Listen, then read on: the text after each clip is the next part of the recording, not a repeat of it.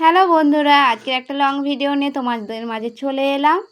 আজকের বানিয়েছিলাম দুপুরবেলা কক মুরগির মাংস, তাই ভাবলাম তোমাদের সাথে একটু ভিডিওটা শেয়ার করি।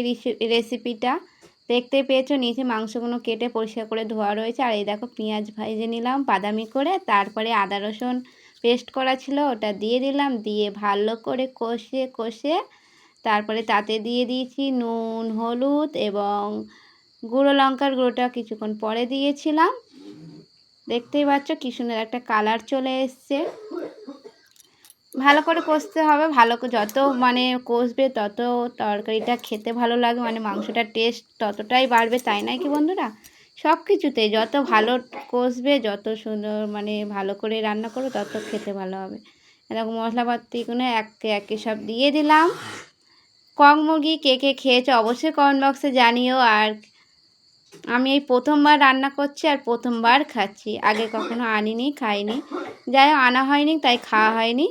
এরপরে লঙ্কার গুঁড়ো দেওয়ার পরে টমেটোটা দিয়ে দিয়েছি, দিয়ে ভালো করে কষে নিলাম, যাতে যতক্ষণ না মশলা থেকে তেল ছেড়ে আসছে ততক্ষণ মাংসটা কষতে হবে, মশলাটা।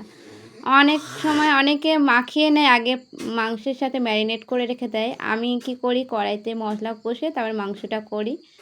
যার যেটা সুবিধা সে সেটাই করে, আমার এটাই সুবিধা হয় তাই আমি এটাই করি।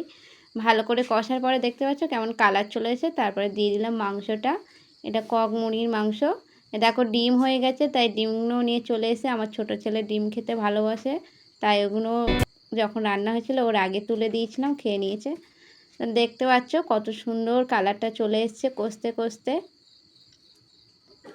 ভালো করে কষতে হবে, আমার তো অনেকক্ষণ লেগেছে কষতে। তাই কক মুরগির মাংস কে কে খেয়েছো বা কেমন লাগে তোমাদের খেতে অবশ্যই কমেন্ট বক্সে জানিও বন্ধুরা।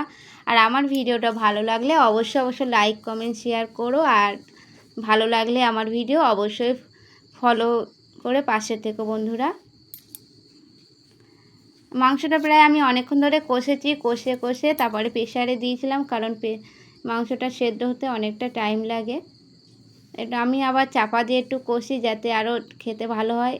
চাপা দিয়ে কষাটা আমার বোনের কাছ থেকে শিখেছি, ও খুব সুন্দর রান্না করে, তাই ওর থেকেও আমি একটু শিখি। সব সময় যে বড়রাই সব জানবে তা তো নয়, ছোটরা অনেক কিছু জানে, তাদের কাছেও অনেক কিছু শেখার থাকে, তাই আমি এটা শিখেছিলাম। দেখতে পাচ্ছ কেমন একটা কালার চলে এসেছে, কত সুন্দর। এই মুরগিটা মাংস এরমভাবে কষলে এইরকমই কালার চলে আসে।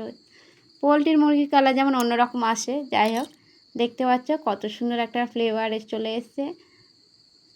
প্রেশারে সব দিয়ে দিয়েছি, দিয়ে জলটা গরম করে নিয়েছিলাম, নিয়ে তাতে দিয়ে দিয়েছিলাম। এই দেখো নামানোর পরে আমি একটু ঝোলটা কমিয়ে রেখেছি, কারণ আমাদের ঝোলটা কম খাওয়া হয়, তাই একটু কষা কষায় রেখেছিলাম। দেখতে পাচ্ছ কত সুন্দর কালার চলে এসেছে। আর প্রেশারে মাংসটা করলে খুবই ভালো লাগে। আর বানিয়েছিলাম পাশে চাটনি, তাই এটাও একটু শেয়ার করে দিলাম। কেমন লাগলো অবশ্যই জানিও, আর অবশ্যই বাড়িতে ট্রাই করো। টাটা, সবাই ভালো থেকো।